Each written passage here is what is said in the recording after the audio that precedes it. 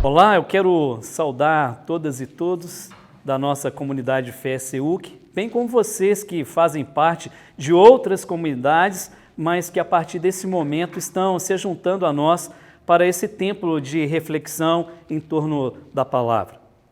Hoje nós daremos continuidade na série que eu tinha proposto alguns meses atrás sobre a teologia da criação.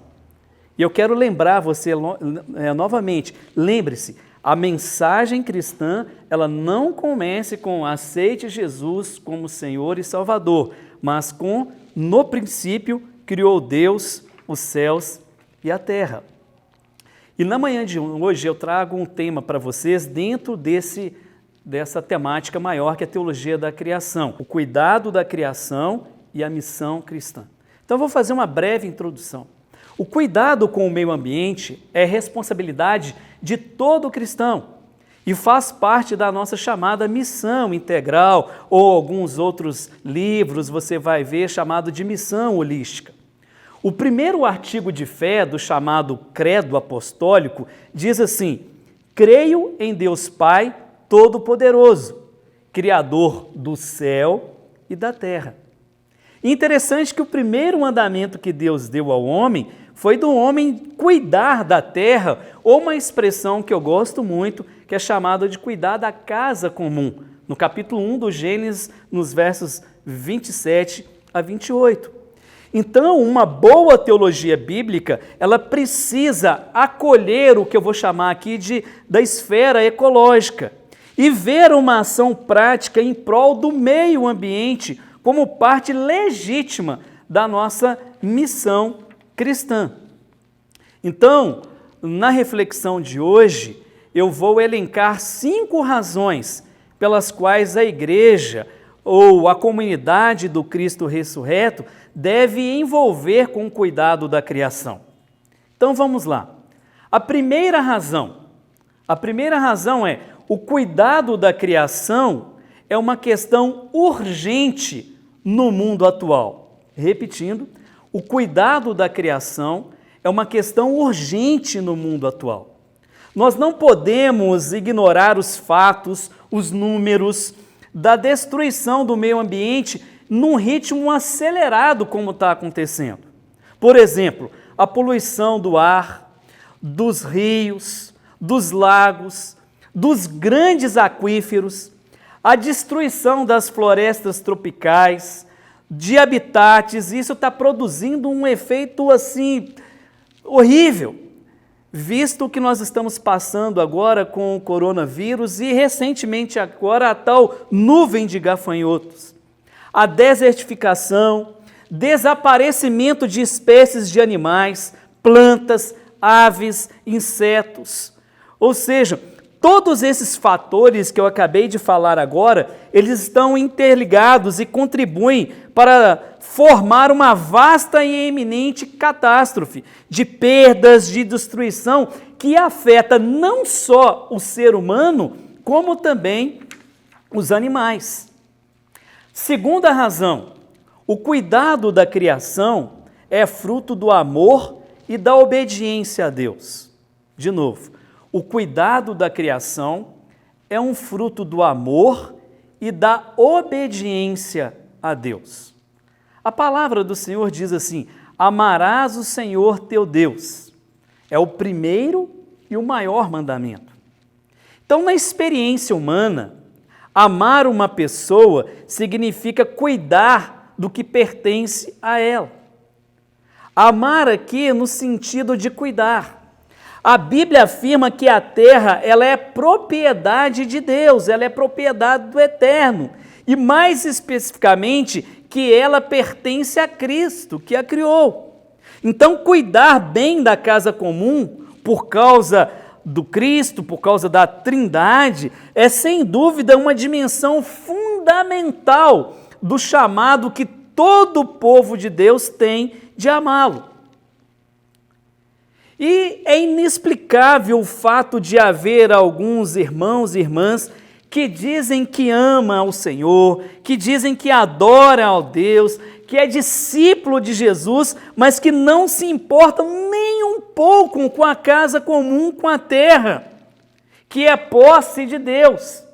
E ali vou mais, além de não importarem com os abusos praticados contra a nossa casa comum, como a terra, contribuem com um estilo de vida que acelera isso, ou seja, um mau testemunho. Por exemplo, quando eu apoio políticos que têm agendas que não levam em conta a natureza, isso é complicado. Eu quero trazer aqui para nós João capítulo 14, versículo 15, que diz assim: se me amardes, obedecereis aos meus mandamentos. E é interessante que os mandamentos do Senhor começam com um mandato criacional fundamental de cuidar da terra, de cuidar da casa comum. Eu e você, nós fomos comissionados pelo Eterno. Não é um convite, é uma comissão. Vão a toda a minha criação e cuidem dela, porque ela é o receptor do meu amor. Então, a primeira comissão missionária é uma expressão que os teólogos gostam de usar em latim, chamado mandatum domini terrae, que traduzindo é ter o domínio sobre a terra. E nós temos que ter cuidado com essa palavra domínio aqui, que a palavra domínio aqui é no sentido de mordomia, de nós cuidarmos do jardim. Lembra que em Gênesis 1, 28, a tarefa do casal era cuidar da casa comum. Terceira razão, o cuidado da criação é um exercício do nosso papel sacerdotal e régio. Repetindo, o cuidado da criação é um exercício do nosso papel sacerdotal e régio. Talvez num primeiro momento não soe bem essas duas palavras para você, sacerdotal e régio, mas eu vou explicar. O relato duplo do mandato que Deus deu para a humanidade, que está relatado lá no Gênesis capítulo 1 e 2, usa uma linguagem tanto da realeza quanto do sacerdócio. Quando eu falo de sacerdotal e de régio, é voltando aqui para o Gênesis. A humanidade deve governar sobre o restante da criação. O primeiro casal ele é colocado no Jardim do Éden para que cultivasse o jardim e o guardasse. Então, governar é a função de rei. Servir e guardar eram algumas das principais funções dos sacerdotes em relação ao tabernáculo e ao templo. É interessante que tem um teólogo que ele faz essa analogia da terra como templo de Deus, como uma morada de Deus. Também, assim como nós temos Deus em nós, no nosso templo, no nosso corpo. Então a humanidade, assim, ela é situada em relacionamento como que teria que combinar as funções de rei e sacerdote. Rei para governar e sacerdote para servir. Essa é a imagem que vemos no papel restaurado na nova criação.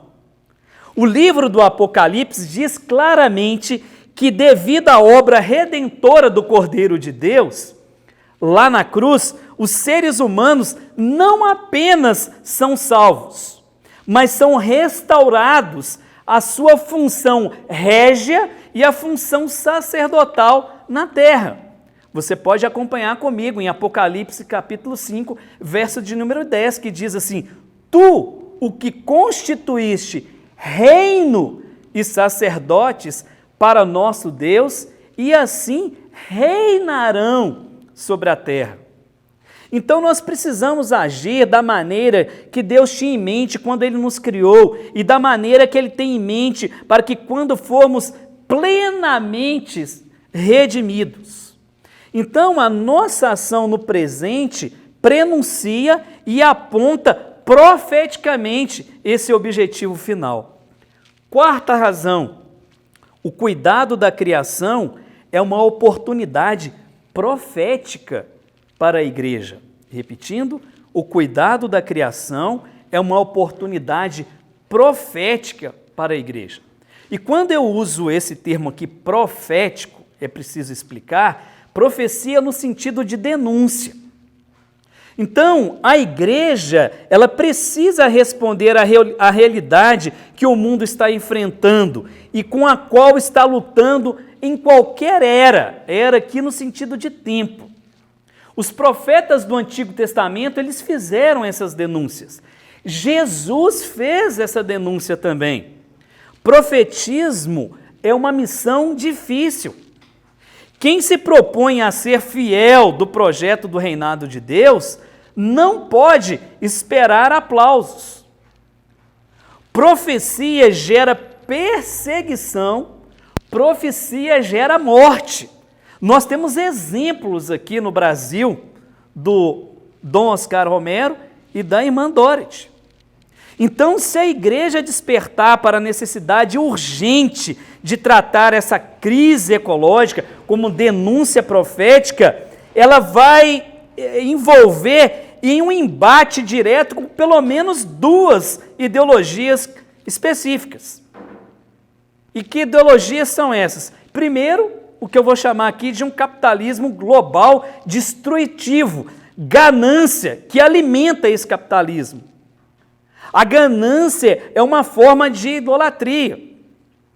A ganância por minerais, a ganância por óleo a qualquer custo, a ganância para terra, para a criação de gado de corte, a ganância para animais e aves exóticas, para atender à moda humana. E se vocês acompanharam essa semana, ficou muito famosa, é aquela cobra naja que deu o maior problema, né? Então eu quero citar aqui agora uma música de um artista, de um cantor chamado Tom Zé, que ele faz uma crítica a esse capitalismo, e eu acho interessante essa música. Olha como diz: senhores embaixadores, a humanidade vive agora um retrocesso na história. Aí ele fala assim, dinheiro, repete isso 3 vezes, dinheiro. Aí na quarta ele diz assim, dinheiro vem tiranizar, dinheiro quer comandar, dinheiro quer como estar. E o que eu acho fantástico assim, nessa exegese cultural dele, é que ele diz, o antigo bezerro de ouro, é novamente adorado, dourado. O homem só vende consumo, usando fica descartado, surrado, surrupiado. E a música vai, depois você pode escutar essa música, que é uma denúncia. Então eu falei denúncia de 2 ideologias, a primeira, esse capitalismo global, com ganância, que está acabando com a nossa casa comum. E segundo, é uma espiritualidade panteísta, neopagã, e a gente tem que tomar cuidado. A igreja, em sua missão, ela deve dar testemunho da grande afirmação bíblica de que a terra, ela pertence ao Senhor. E eu quero enfatizar aqui que a terra, ela não é a Gaia, não é a mãe terra. Tem teólogos que eu gosto, tem teólogos que eu respeito, mas eu não concordo com essa afirmação de que a terra é a Gaia, é a mãe terra. A terra não é um ser consciente, ela não tem um poder independente. Ela não deve ser adorada de maneira à deidade do Criador. Não podemos fazer isso. A nossa missão ambiental nunca pode ser uma missão mística. Nós somos chamados a buscar nós não somos chamados a buscar uma união com a natureza. A nossa missão é cuidar da natureza como um ato de amor e um ato de obediência ao seu Criador e ao seu Redentor. Então existe uma oportunidade profética hoje, lembrando, profética, leia-se aqui, denúncia para a igreja, para que pareçamos não estar aproveitando de algumas coisas. É mais comum que se atribua culpa aos cristãos pela crise ecológica do que eles serem vistos como trazendo qualquer benefício a respeito dela. Isso é muito triste, porque quando se fala de ecologia, de meio ambiente em determinados setores cristãos, protestantes, eles acham ruim, falam assim, não, para que isso, nós vamos morrer, isso aqui não vamos mexer com isso agora não, são seres alienados. Então nós precisamos interagir, né? Nós precisamos dar testemunho do nosso envolvimento com o meio ambiente. Quinta e última, o cuidado da criação incorpora um equilíbrio bíblico entre o binômio compaixão e justiça. Vou repetir. O cuidado da criação incorpora um equilíbrio bíblico entre compaixão e justiça. Vamos trabalhar esses dois termos, compaixão e justiça. Primeiro, compaixão. Porque cuidar da criação de Deus é essencialmente uma forma não egoísta de amor, exercida em favor das criaturas que não podem nos agradecer, que não nos podem reembolsar. Cuidar da criação reflete a mesma característica presente no amor de Deus. Deus amou o ser humano, mas Deus também amou as suas criaturas. Isso fica claro no Salmo 145, quando diz que, no versículo 11, o Senhor é bom para todos, a sua compaixão alcança todas suas criaturas. Eu gostaria de sublinhar essa frase, todas suas criaturas. Nós devemos refletir esse amor divino para a criatura, uma vez que nós somos criados à imagem e semelhança de Deus. Bom, falei de compaixão e de justiça, vamos agora para a justiça. Justiça aqui é o cuidado com a criação, o cuidado com a criação incorpora a questão da justiça. Porque a ação ambiental é uma forma de nós defendermos os fracos dos fortes, os indefesos dos poderosos, os violentados dos agressores. Esses também são aspectos do caráter de Deus para todas as suas criaturas em sua definição de justiça, bem como diz lá no Salmo 145, versículos 13 a 17, eu gostaria de fazer essa leitura e você pode acompanhar comigo, Salmo 145, versículo 13 a 17. O teu reino é reino eterno, e o teu domínio permanece de geração em geração. O Senhor é fiel em todas as suas promessas e é bondoso em tudo o que faz. O Senhor apara todos os que caem e levanta todos os que estão prostrados. Os olhos de todos estão voltados para ti e tu lhes dá o alimento no devido tempo. Abres a tua mão e satisfazes os desejos de todos os seres vivos. Olha aí, o Senhor é justo em todos os seus caminhos e bondoso em tudo o que faz. Esse salmo, ele situa o cuidado de Deus pela criação num paralelo exato com seus atos do que eu vou chamar aqui de uma justiça libertadora pelo seu povo. Então, a pessoa justa, ela mostra uma integridade. Como que eu sei disso? O sábio, o livro dos Provérbios, Provérbios no capítulo 24, versículo 7, olha o que diz: o justo toma conhecimento da causa dos pobres. Mas Provérbios 12, 10 diz que o justo cuida da vida dos seus animais. O que eu aprendo com isso? Que a missão bíblica é tão integral quanto a justiça bíblica. Maravilhoso. E eu quero concluir a reflexão dessa manhã. E eu quero concluir mostrando que essas 5 razões encadeadas, numeradas, ela, primeiro, nos responde a uma questão global urgente. Segundo, elas expressam o nosso amor e obediência ao Deus Criador. Terceiro, elas restabelecem o nosso devido papel sacerdotal e régio com a relação à terra, com relação à casa comum. Elas constituem uma oportunidade profética contemporânea para a igreja. E por último, elas incorporam os valores bíblicos fundamentais do binômio compaixão e justiça. Eu quero fazer uma citação aqui, terminando, rápida, de um livro que eu li recente agora, do Leonardo Boff, que chama A Opção Terra, a Solução para a Terra Não Cai do Céu. E aqui no finalzinho do livro, ele chama atenção para os 6 R's. Então, uma aplicação assim, mais prática dessa mensagem de hoje. Ele vai falar assim, o que são esses 6 R's? Primeiro, é de nós reduzirmos. Segundo, reutilizarmos. Terceiro, reciclarmos. Quarto, reabolizarmos. Quinto, rejeitar o consumismo. E sexto, respeitar a casa comum. Então são 6 R's, ele chama aqui, são 6 R's desse livro. É no finalzinho, é muito interessante essa chamada que ele faz. Vou repetir, reduzir, reutilizar, reciclar, reaborizar, rejeitar e respeitar. 6 R's, é uma forma didática de nós praticarmos essas mensagens que estão sendo refletidas aqui nas nossas manhãs de domingo.